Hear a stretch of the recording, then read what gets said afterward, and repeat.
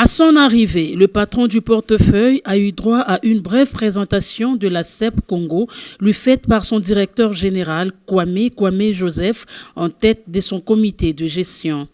Après cette étape, le ministre a parcouru l'ensemble des installations, notamment les pipelines, les pontons, quais d'accostage et de chargement, ainsi que la station de contrôle technique des véhicules. Au terme de cette visite, Jean-Lucien Boussa a indiqué qu'il était important pour lui de s'enquérir de l'état des lieux de cette société pétrolière qui doit revenir à 100% à l'État congolais d'ici le 31 décembre 2025.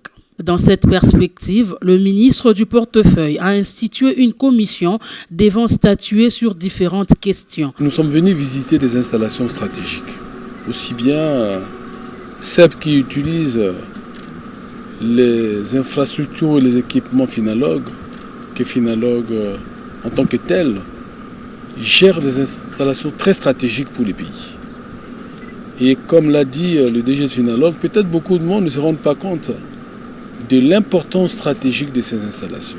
Vous avez les carburants qui vous arrivent par Angoango, qui est transporté jusqu'à Kinshasa, qui est stocké au niveau des CEP Congo.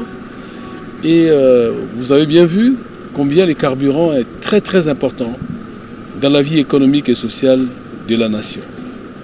Ceux qui prennent la charge de gérer, de les transporter, et les équipements qui sont utilisés sont tellement stratégiques qu'il faut faire attention à cela. Mais il y a un enjeu derrière cela, c'est qu'au 31 décembre 2025, l'État qui est associé à 40% aujourd'hui va devenir propriétaire à 100%. Il faut donc venir se rendre compte de l'état de ces équipements pour savoir décliner le reste du processus. Et si l'État propriétaire reprend donc les 100%, comment nous comptons agir après? La réponse n'est pas donnée aujourd'hui. Mais nous allons assumer en toute responsabilité pour que ces équipements stratégiques, ces sociétés stratégiques puissent être au service de l'État. Et que nous puissions les considérer comme étant des équipements essentiels pour la vie de la nation.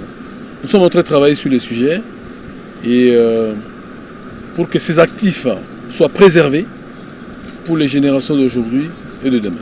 Pour le directeur général de la CEP, la visite du ministre est un motif de satisfaction et une occasion également de lui soumettre les difficultés de la société. Nous avons ou nous gérons des actifs stratégiques pour le pays. Tout le monde ne le sait pas. Mais si nous nous arrêtons, c'est le pays qui s'arrête. Et donc nous avons des besoins, nous avons des contraintes, nous avons des difficultés. On ne va pas les citer maintenant. Mais je pense que dans d'autres forums, on pourrait approcher le ministre pour qu'il nous apporte son soutien. De son côté, Baba Moussa Diallo, directeur général de Finalog, le partenariat entre l'État congolais et la tierce partie est à encourager.